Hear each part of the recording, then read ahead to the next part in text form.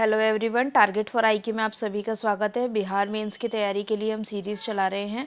तो इसमें हम इस वीडियो में हम देखने वाले हैं इंग्लिश पेपर को। ठीक है, तो ये कंपलसरी है, ऑप्शनल नहीं है।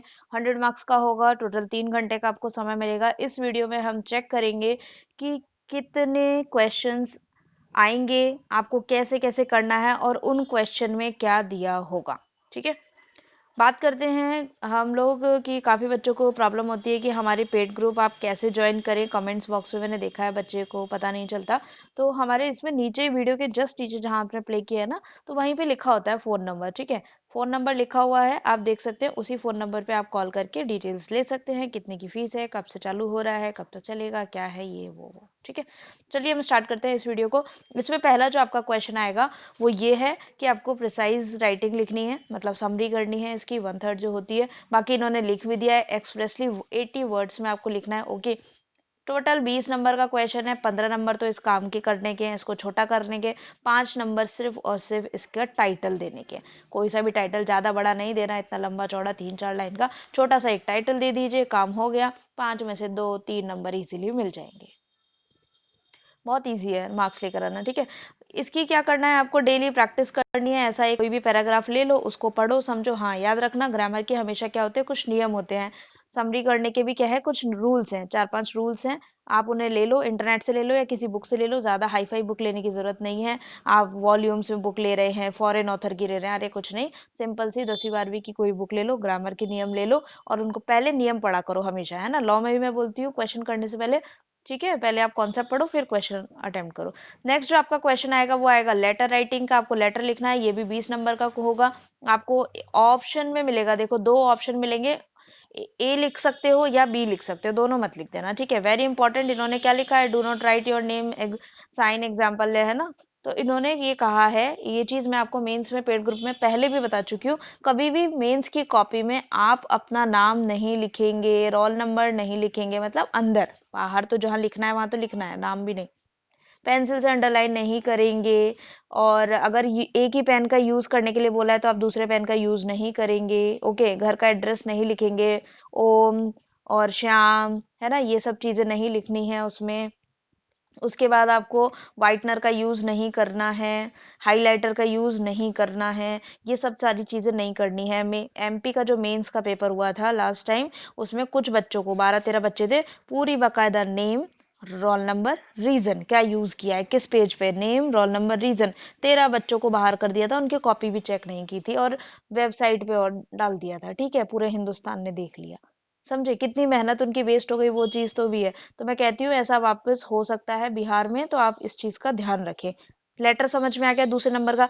तीसरे नंबर पे जो आएगा आपका पैसेज आएगा, आपको उसमें से कुछ आंसर देने हैं। ठीक है, और कितने देने हैं, 4। हमेशा याद रखना, ये जरूर पढ़ना। यूपी में ये गड़बड़ करके आई थी मेरी एक स्टूडेंट, एनी एनी 4 लिखा था। 6 ऑप्शन थे, 1 2 3 4 5 6 शॉर्ट नोट्स लिखे थे, वो 6 के 6 लिख दिए पूरे के पूरे। चेक तो 1 to 4 ही होंगे, बाकी के 2 वेस्ट। उसके 20 मिनट तो वेस्ट हो गए ना, इसलिए आप ध्यान से पढ़ना। एनी 4 लिखा है, एनी 2 लिखा है, क्या लिखा है। ओके, तो ये देखो 5 into 4 मतलब आपको 4 सवाल करने हैं और उनके क्वेश्चन रहेंगे 5। एक क्वेश्चन 5 नंबर का है, बहुत इजी होता है। प्रैक्टिस, सिर्फ एक पैराग्राफ पढ़ो, उसमें क्वेश्चन फ्रेम करो और देखो। और अगर किसी के पास बुक हो तो बुक ले लो, बुक में बहुत सारी एक्सरसाइज होती है पीछे, 20-30, डेली एक कर लिया करो।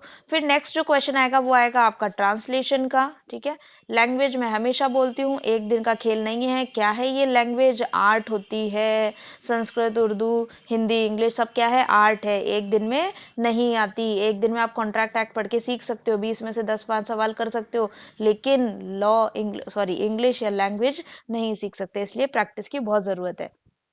इसलिए कह रही हूँ अभी से पढ़ लो, अभी से पढ़ लो लैंग्वेज, क्योंकि प्री का रिजल्ट आ जाएगा, उसके बाद आप लॉ करने के लिए भागेंगे, बहुत कोर्स है, जीके जीएस के लिए भागेंगे, और ये लैंग्वेज में क्योंकि मार्क्स ऐड नहीं हो रहे ना, तो आपको लगेगी बोझा। बहुत ही इजी होता है, हमेशा याद रखना। इसमें भी क्या है, 2 आएंगे, 1 2। ठीक है, 2 में से क्या करना है, ट्रांसलेट 1, एक ही करना है, 10 नंबर का है ये। ठीक है, नेक्स्ट जो आपका क्वेश्चन आएगा, अब जो ये तो ऊपर के जो क्वेश्चन थे वो सिंपल थे, आप वैसे भी कर सकते हैं। अब जो क्वेश्चन आएंगे, आने वाले जो क्वेश्चन है, ये क्वेश्चन नंबर 5 6 7 एंड 8, स्पेशली 8। ये क्वेश्चन आपकी पूरी ग्रामर हिला देंगे। कैसे हिला देंगे? और तैयारी, अगर किसी ने इन 3 क्वेश्चन को अच्छे से तैयार कर लिया ना, तो उसकी इंग्लिश बहुत अच्छी तैयार हो जाएगी, एमपी के लिए अच्छी तैयार हो जाएगी, आरजेएस के लिए अच्छी तैयार हो जाएगी, दिल्ली के एग्जाम आ रहे हैं उसके लिए भी उसका काफी अच्छा रिविजन हो जाएगा। तो देखिए कैसे। पहला जो ये क्वेश्चन है, क्वेश्चन नंबर 5, इसमें से आपको एनी 5 करने हैं, 6 हैं। देखो एनी 5 है, 6 करने, 6 है, एनी 5 करना है। ओके, अब इस क्वेश्चन में क्या दिया हुआ है? इस क्वेश्चन में एक सेंटेंस दिया होगा आपको, ये सेंटेंस है। ओके, इस सेंटेंस में क्या करना है आपको? करेक्ट जो वर्ड है जिसका सेंटेंस का मीनिंगफुल मीनिंग निकलता है, इस सेंटेंस के अकॉर्डिंग वो आपको यहाँ पर फिट करना है।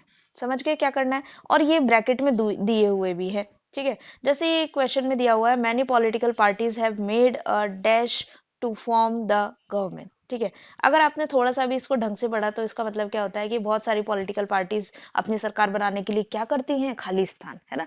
अब खालिस्तान में ये 2 वर्ड है, इसको हम बोलते हैं सिमिलर वर्ड, है ना, कंफ्यूजिंग होते हैं एक जैसे, इनका प्रोनाउंसिएशन या स्पेलिंग समहाउ एक जैसा होता है, लेकिन इनके मीनिंग बिल्कुल अलग अलग होते हैं, यूज बिल्कुल अलग अलग होते हैं। ठीक है, तो देखो यहाँ पर कॉलिजन का मतलब, कॉलिजन इसका मतलब होता है टक्कर। ठीक है, बट जो दूसरा वाला है ना, उसका मतलब होता है साठ गांठ। ठीक है, साठ गांठ। अब बताओ इस क्वेश्चन के अकॉर्डिंग सबसे फिट कौन सा बैठ रहा है?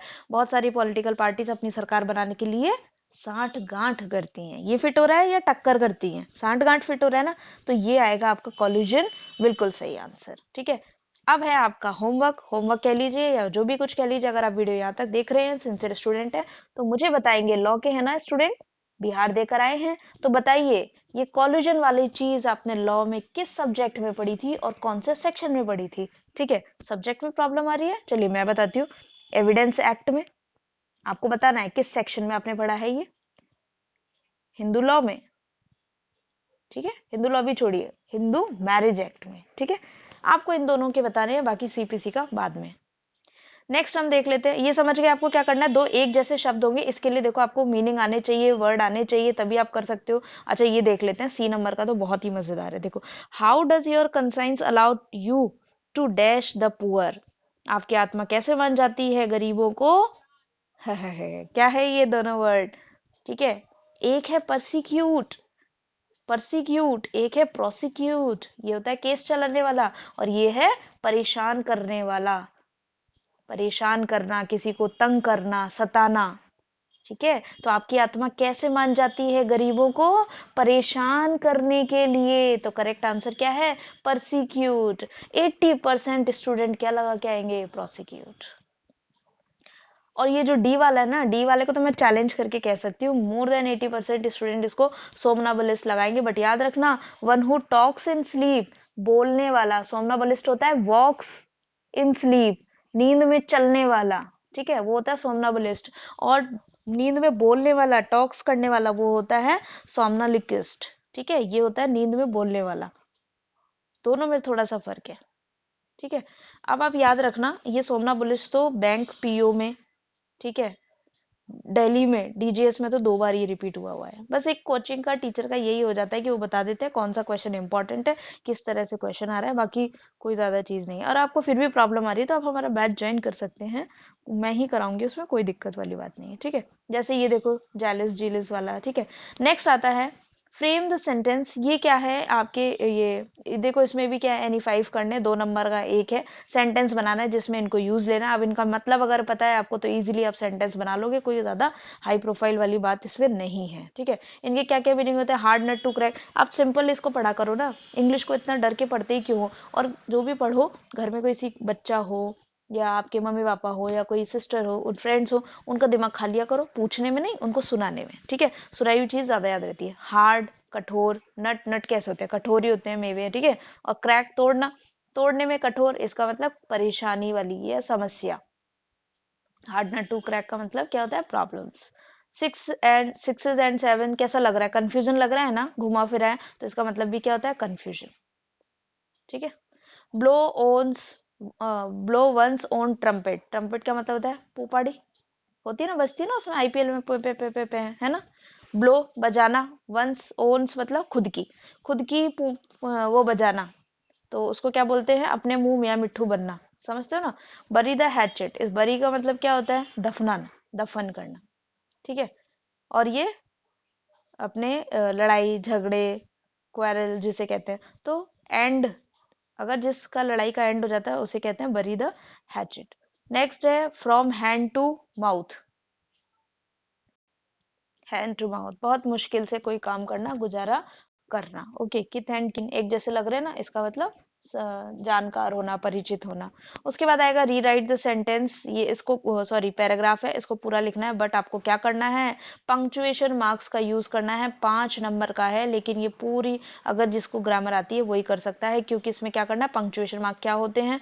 Full stop, comma, inverted comma, ठीक है, एक्सक्लेमेटरी साइन, ये सारी चीजें, और कैपिटल लेटर्स में लिखना, ये सभी क्या होते हैं? पंक्चुएशन होते हैं। आपको कैपिटल लेटर का यूज करते हुए लिखना है। मेंस के स्टूडेंट हो, आपको ये आना चाहिए, बिकॉज काफी बार मेरे अंकल डीजे डीजे जो अंकल थे, एसपी अंकल, उन्होंने ये गलत किया था, मेरे आंसर्स चेक करते तो वो ये मैं कहती थी अंकल ये छोटी छोटी गलतियां क्यों निकालते हो? जैसे मैं गवर्नमेंट ये लिख दी थी, बट गवर्नमेंट का हमेशा जी कैपिटल आता है, ठीक है, गॉड का जी कैपिटल आता है।